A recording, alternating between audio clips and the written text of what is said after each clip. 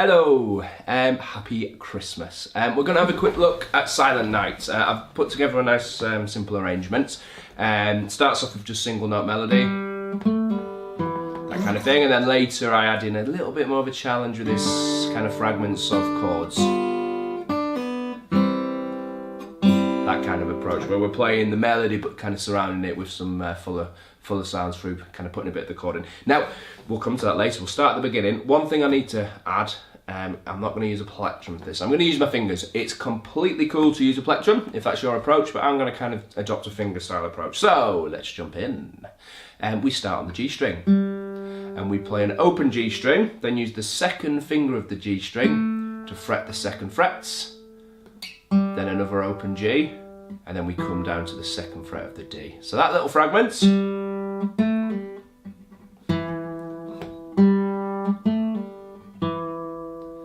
is that, and we do it twice. That's Silent Night. There's a reason I don't give singing lessons.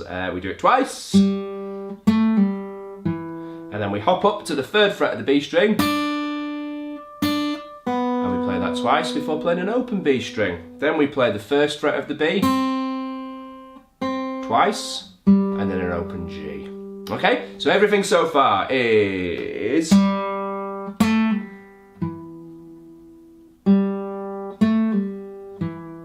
and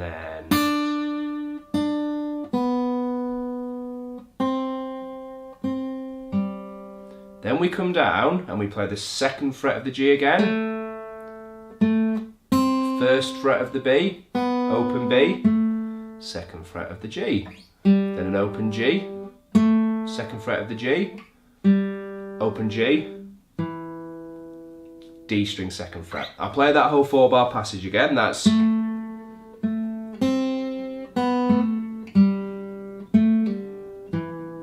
and again.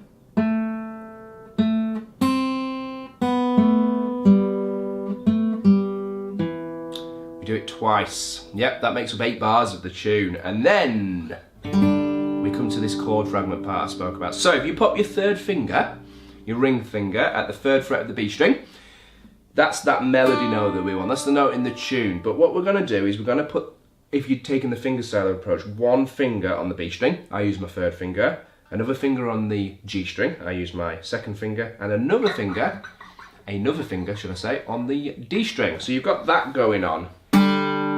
So you can kind of flex them in simultaneously and you get the 3 strings vibrating together. So you've got your melody note and 2 notes from the surrounding chord. So we get, play that simultaneously, and then the third finger can get the third fret of the B, and then we move our index finger up to the first fret of the high E, and we take the same approach with 1 finger per string with the picking hand, but now we have those fingers on the G, B and E string, and we trigger it simultaneously, like that. And then we come down and play the third fret of the B, and then the open B.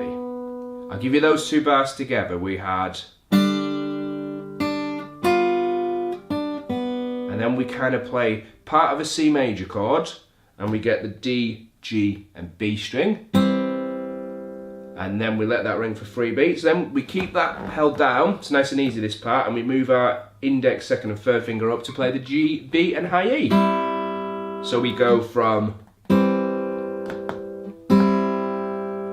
notice how this hand doesn't move, and then it can stay down again because we play the first fret of the B, open G, second fret of the D, and then we play the open G, third fret of the D, open D. I'll play you everything from the kind of start of the chord melody passage. So we get, and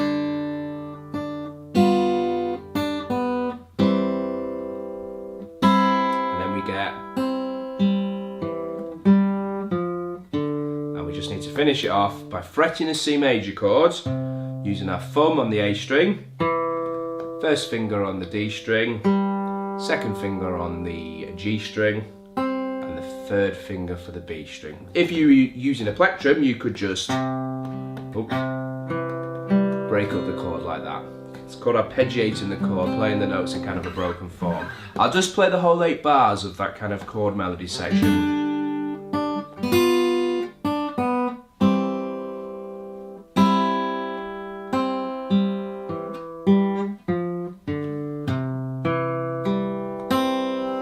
sure that C major kind of ringing out together. And it all goes together like this.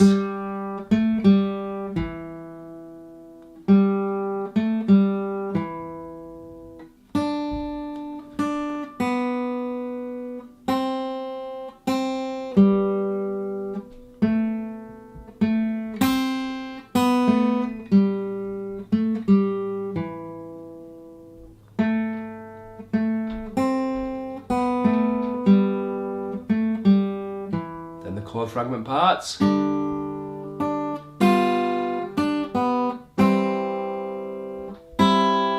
that held down.